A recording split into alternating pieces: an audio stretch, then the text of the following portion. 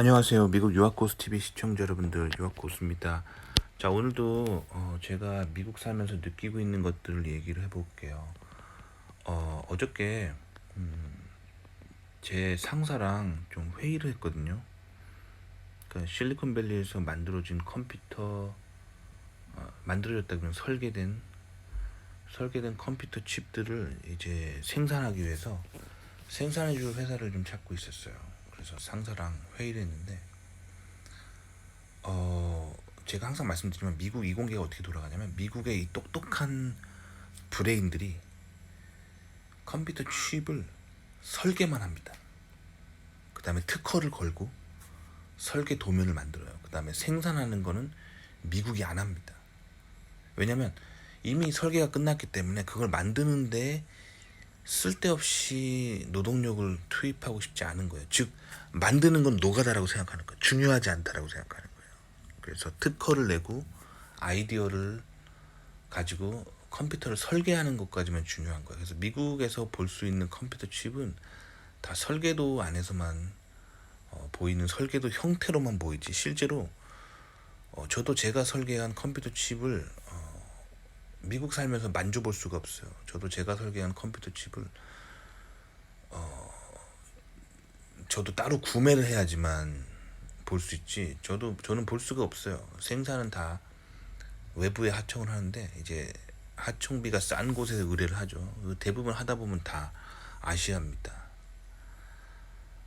아시아예요. 그래서 한국 아니면 대만입니다.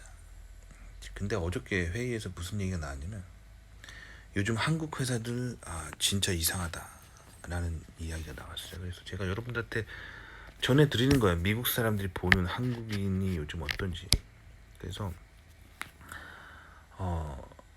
원래 이제 한국 분들이 저희가 설계한 거를 생산하던 담당자들이 있거든요. 근데 한국 분들이 요즘 퇴사를 되게 많이 합니다. 퇴사를 되게 많이 해요. 그래서 회사에 잘 못 버텨요. 그래서 사람이 일단 자주 바뀌고 계속 새로운 사람이 들어오거든요. 근데 이 사람들이 실수를 되게 많이 하고 집중을 못 하는 거예요. 그래서 이게 한국 사람들이 갑자기 머리가 나쁘고 멍청해져서 그런 게 아니거든요. 그래서 어제 회의를 했었는데 사실 이거는 문화가 좀 변하고 있다라는 이야기가 나왔어요. 한국 문화가 과거에는 이제 주어진 일에 열심히 성실하게 하는 문화가 있었는데, 이제 더 이상 그런 문화가 없는 것 같다라는 이야기가 나왔어요. 그래서 제 상사는 그러더라고요.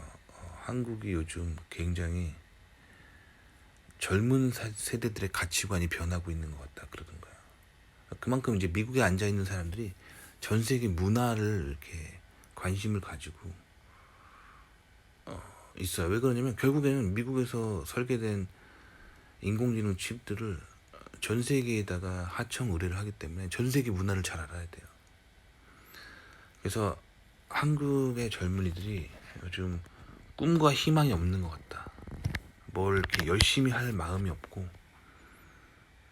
그냥 회사는 최소한의 그냥 월급만 받는 곳이라고 생각하는 것 같다라는 이야기를 했어요. 그래서 한국 진짜 많이 변하고 있다, 그런 얘기를 했습니다.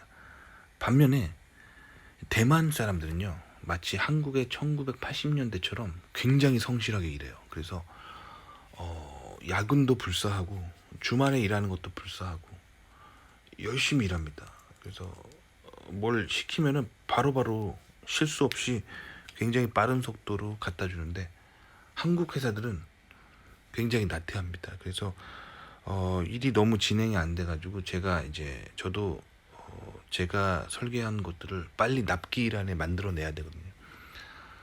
그래서 이제 한국에 전화를 해요. 저도 국제 전화를 해가지고 한국에 전화를 하잖아요. 그러면 담당자들이 전화를 안 받아요. 그들의 업무 시간에 맞춰서 전화를 했는데 전화를 안 받아요. 그 음성 사서함으로 남겨요. 그래서 제가 이제 뭐 한국말이 되니까 한국말로 음성 사서함을 남깁니다. 안녕하세요. 미국 무슨 회사의 누구누구입니다. 제가 설계도 보내드렸는데 그거 지금 생산 어떻게 되고 있는지 궁금해서 연락드렸습니다. 지금 진행 상황 알려주십시오 하고 제 전화번호를 남기고 뭐 그렇게 하는데 콜백이 안 와요. 충격적이죠. 콜백이 안 옵니다. 콜백이 안 와요. 그래서 현업 담당자들한테 연락해봤자 연락이 안 됩니다. 정신 상태가 요즘 그래요. 그래서 이런 일이 생기면 항상 이제 회사에 높은 사람들한테 얘기를 해야 돼요. 현업 담당자들한테 직접 연락하면 콜백이 안 옵니다. 그래서 한국 회사의 뭐 임원들이나 뭐 상무님, 전무님 이런 사람들한테 직접적으로 이제 이렇게 이야기를 하고 독촉을 해야 저도 겨우 연락을 받아요. 그러니까 요즘 한국 사람들이 진짜 일하는 게 예전 같지가 않아요. 제가 예전에 한번 이야기한 적이 있는데 이제 한국 회사 입장에서는 제가 굉장히 큰 고객입니다. 왜냐면 제가 저 혼자 한국 회사에 주문을 넣는 게 일반적으로 수십억 단위예요. 그러니까 제가 한 프로젝트가 성공한다면 한국 회사의 한 대기업에 제가 가져다주는 이익이 수백억 단위예요. 그러니까 상당히 큰 고객이죠. 갑 중에 갑이란 말이에요. 그래서 한 번은 이런 적이 있어요. 그 산호세로 한국 대기업이 출장을 왔습니다. 그래서 저를 만나자고 했어요. 그래서 한국 대기업에 이제 뭐 부장 말년차 정도 되는 사람이 있어요. 그러니까 이제 곧 상무 달 것 같은 그런 사람이죠. 그러니까 그 사람은 상무를 달고 싶기 때문에 이 실적이 굉장히 중요하잖아요. 그래서 저한테 굉장히 잘합니다. 저한테 정말 잘해요. 그래서 저한테 항상 연락 주고 저한테 와서 이제 소위 말하는 접대를 합니다. 그래서 와서 오늘 저녁 한번 같이 먹으시죠 하고 연락이 와요. 제가 한국 사람인 거 아니까 한국말로 연락이 옵니다. 전화가 와요. 오늘 제가 뭐 산호세 왔는데 같이 밥 한번 먹읍시다. 이렇게 연락이 와요. 그래서 제가 밥을 먹으러 갔습니다. 그래서 그 부장님하고 부장님이 부서에 새로 들어온 대리, 딱 봐도 나이는 제가 안 물어봤는데 딱 봐도 20대 후반에서 30대 초반 정도 되는 대리랑 같이 온 거예요. 부장이랑 대리랑 같이 왔습니다. 그런데 일반적으로 이제 한국인들이 접대를 할 때 일식집에 많이 가요. 왜 그러냐면 일식집에 왜 많이 가냐면 한국인들의 생각에 일본 요리가 즉 스시집이 고급 요리라는 개념이 있기 때문에 이제 일식집으로 고객에게 대접했을 때 이제 푸대접했다는 소리는 안 듣기 때문에 일반적으로 일식집에 많이 가요. 한국 회사들이 이제 접대하러 오면 일식집에 많이 갑니다. 그래서 산호세에 있는 일식집 좀 괜찮은데 같이 갔어요. 그래가지고 먹고 있는데 이제 스시가 나왔습니다. 근데 스시가 이제 뭐 모듬 사시미죠. 모듬 사시미가 나왔어요. 제게 먹고 있는데 막 이야기하면서 먹고 있는데 제가 정말로 그때 그 사진을 남겼어야 되는데 반밖에 못 먹었어요. 딱 그 스시 반밖에 못 먹었습니다. 뭐 예를 들면 스시가 한 14피스가 나온다면 딱 7피스밖에 못 먹었어요. 딱 절반 먹었어요.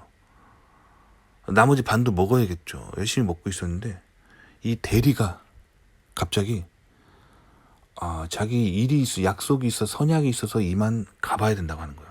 시간이 얼마 정도 경과됐냐면 한 스시 한 반 정도 먹는데 이야기하면서 도란도란 얘기를 하면서 먹었으니까 글쎄 먹기 시작한 지로 한 30분 정도 경과된 그 시점에서 이 대리가 자기는 볼 일이 있어서 선약이 있어서 가봐야 된다는 거예요. 그러니까 이 부장님이 굉장히 당황하시는 거예요. 왜냐면 지금 자기네 회사에 몇백억의 이익을 줄 수 있는 고객이죠. 바이어, 커스터머를 대접하러 왔는데 그것도 실리콘밸리에 있는 정상의 회사에 고객을 대접하러 왔는데 스시를 반밖에 못 먹었는데 이 대리가 자기 가봐야 된다는 거예요.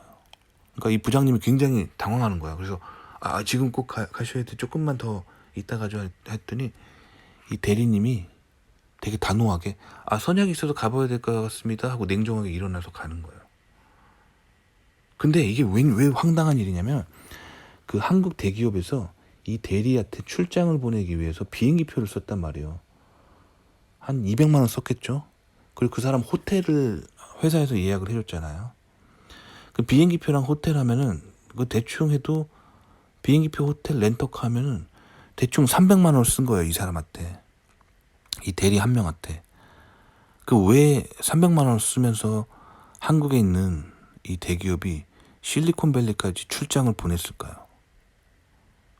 그 이유는 저 같은 고객을 만나서 같이 밥 먹고 접대를 하라는 거예요. 같이, 그러니까 접대라는 게 인간관계를 형성하라는 거예요. 같이 밥 먹으면서 도란도란 얘기도 하면서 고객의 그런 인간적인 관계를 유지해야 매출이 오르는 거잖아요.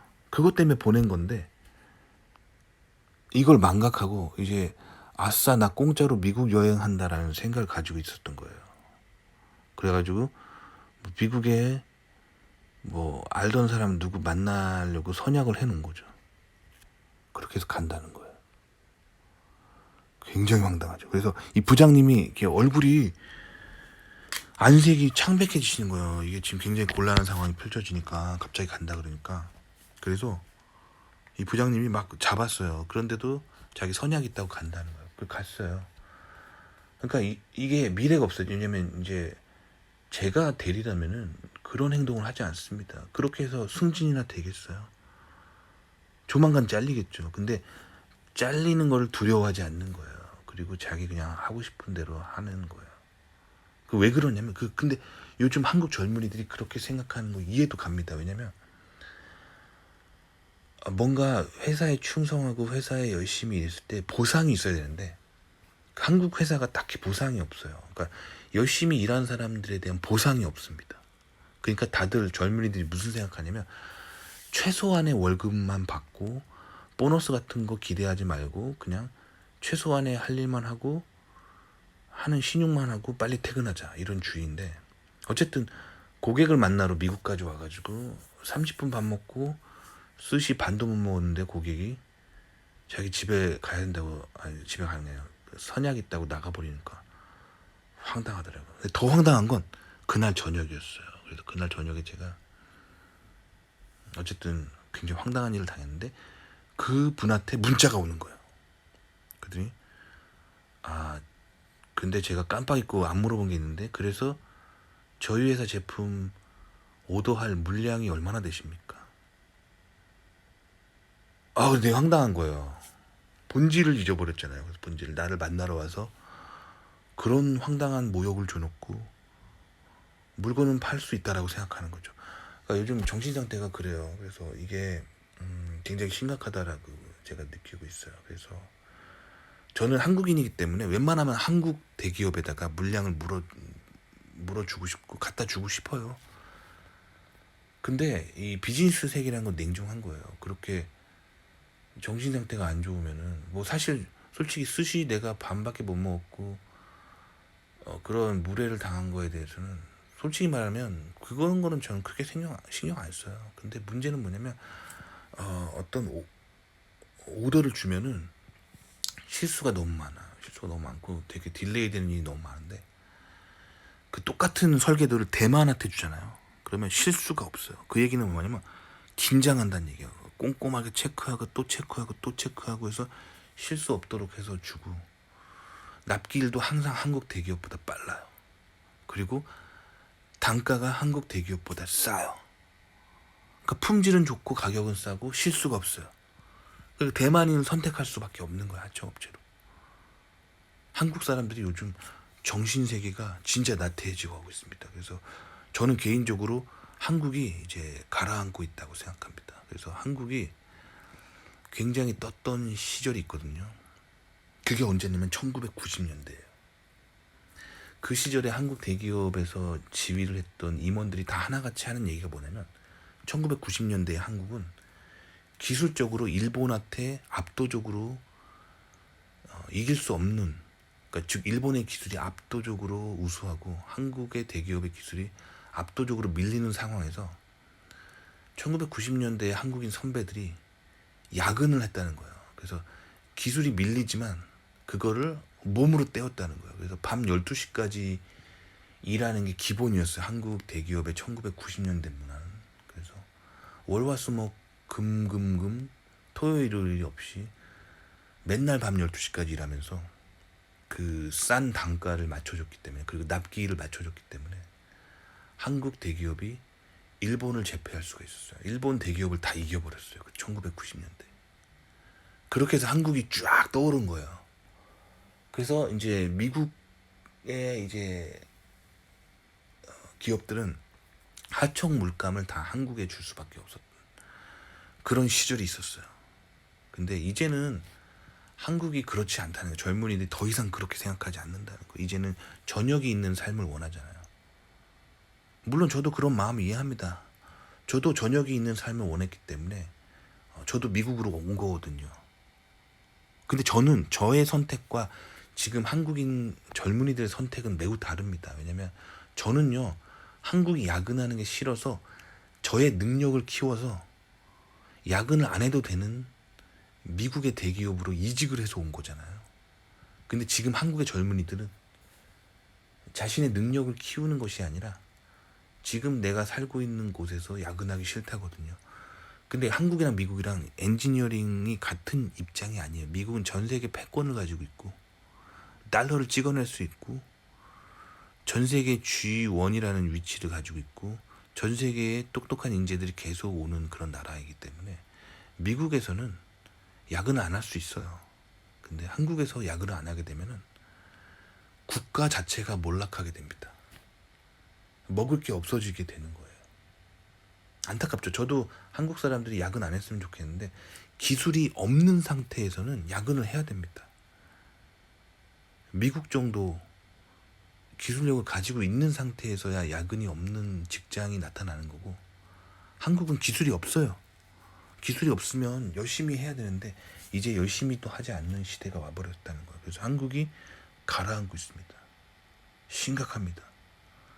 지금 실리콘밸리 고객이 오더를 넣는데 맨날 실수하고 납기일은 맨날 연기되고 일을 안 해요.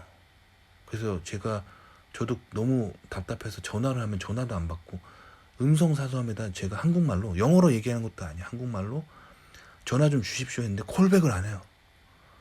너무 충격적입니다. 그만큼 사람들이 걸리지 않으면 위에 뭐 임원이나 뭐 상무님이나 전무님한테 걸려가지고 혼나지 않는 한 일을 안 한다는 거예요.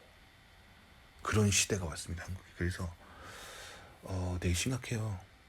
그래서 저도 한국인으로서 한국 대기업에 일감을 다 몰빵해주고 싶거든요. 그런 마음이 있습니다. 하지만 그렇게 할 수가 없어요. 너무 차이가 많이 나요. 그래서 결국 지금 실리콘밸리의 모든 하청 일감은 대만으로 가고 있습니다. 대만으로. 아시겠죠? 그런데 아시다시피 좀 국제적으로 요즘 대만과 중국 간의 관계가 지금 안 좋잖아요. 그래서 이제 대만도 이제 리스크 지역으로 떠오르고 있거든요. 그래서 이제 미국 실리콘밸리에 있는 사람들은 이제 대만을 백업하기 위해서, 대만에서 뭐 예를 들면 정말 극단적인 상황으로 중국이랑 대만이랑 전쟁 났어요. 그러면 미국 비즈니스에 차질이 생기잖아요. 당연히 미국은 우회할 이제 백업을 찾아야 되는데 그럼 한국일 것 같잖아요. 아니에요. 지금 한국 너무 나태해져 있어가지고 미국이 일감을 맡길 수 있을까 지금 요즘 굉장히 반신반의하고 있어요. 그러면 항상 이런 위기의 상황에서 미국 무슨 생각하면 하는지 알아요? 아, 비싸더라도 일본에 가자. 왜냐면 일본은 확실합니다. 일본은 좀 비싸요. 단가가 비싸요. 일본 사람들 인건비가 비싸요. 그런데 일본은 확실합니다. 뭐 일 시키면은 실수가 없고 완전 고품질. 그런데 왜 일본이 배제되었냐면은 그동안 너무 비싸고 대만이 싸거든요. 그래서 대만으로 간 거예요. 신문에서 맨날 뭐 대만 기술이 대단하다는데 대만 기술 대단한 거 없어요. 인건비가 싸고 야근 잘하고 실수 안 하기 때문에 대만이 가성비가 극강이에요. 그래서 가는 거고 대만으로 하청이. 근데 지금 이런 지정학적인 위기에서는 이제 다시 한국을 생각해야 되는데 한국은 지금 너무 나태합니다. 너무 심해요. 그래서 지금 일감들이 일본으로 간다고 보시면 돼요. 일본으로. 비싸더라도 일본으로 가야겠다. 이게 요즘 트렌드입니다. 저 요즘 그래서 일본어 공부하고 있어요. 그래서 일본 출장 가야 할 일들이 있어요. 왜냐면 단순하게 이메일로만 설계도를 쏴주고 언제까지 만들어달라 이렇게 할 수는 없어요. 왜냐면 회의를 하고 실제 공장 상태도 제가 점검하고 일본 출장 곧 가야 될 것 같아요. 그래서 일본어 열심히 공부하고 있습니다. 다시. 왜냐면 뭐 도쿄역에서 내렸을 때 하네다 공항에 나리타에 내려가지고 도쿄역까지 간다면 거기서부터 이제 혼자 찾아갈 수 있어야겠죠. 그렇단 말이에요. 자, 요즘 한국 상태 심각합니다. 한국 상태 심각하고 젊은이들이 의욕이 없어요. 의욕이. 근데 의욕이 없는 거 이해합니다. 저도 한국에서 젊은 시절을 나봤기 때문에 의욕이 없는 건 이해하는데 결과는 뻔하다는 거죠. 미국처럼 살 수 없어요. 한국 영토 안에서는. 왜냐면 기술력이 없기 때문에. 미국처럼 젊은이들이 살고 싶다면 미국으로 건너와야 맞고, 한국 영토 안에서 미국처럼 산다면은 이제 한국은 몰락입니다. 왜냐면 대만이라는 경쟁 상대가 있어요. 근데 대만 사람들은 아직도 한국의 1980년대처럼 되게 빡세게 살아요. 그렇기 때문에 한국으로 갈 물량이 다 뺏기게 됩니다. 그러니까 한국이 애매해요. 기술력으로는 일본에 안 되는데, 그러면 열심히라도 해야 되는데 열심히 하는 거는 이제 대만에 안 됩니다. 한국은 그래서 계속 몰락이에요. 안타까운데 그냥 보입니다, 이게. 아시겠죠? 그래서 오늘 이 이야기를 한번 해봤습니다.